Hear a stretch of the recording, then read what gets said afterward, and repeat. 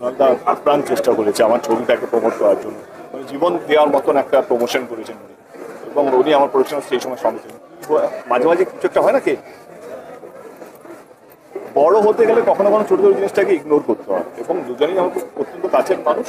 রইল কথা আমি কাকে কাস্ট করবো কাকে কাস্ট করবো না, আমার মনে হয় সবচেয়ে আগে দোষ দেওয়া উচিত আমার ডিরেক্টর থেকে। তারা এরকম চরিত্র কঠিন কঠিন চরিত্র বানায়, এখানে তোমরাই বলো রূপা গাঙ্গুলির জায়গায় অন্য কে কাস্ট হতে পারতো, যে ওই পাওয়ারটা নিয়ে আসতে পারে। অনির্বাণ এই রোলটা করি, অনির্বাণের জায়গায় আমি কাকে নিয়ে আসতে পারতাম না। তার পলিটিক্যাল মতামলে সেই কি ভাবছে সেটা আমার কাছে ইম্পর্টেন্ট না। As an actor is very hard working, তার প্রচেষ্টা তার হার্ড ওয়ার্কিং আমি দেখতে পেয়েছিলাম, তার জন্য তিনি এবং মিঠুন দা ফর দ্যাট ম্যাটার।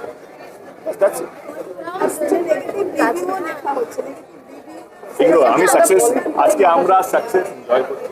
তোমরা দেখেছো ছবিটা রঘুনাথ, দেখেছো তোমাদের? যদি সিট পাস তাহলে আজকে বসে যাচ্ছে। Thank you thank you.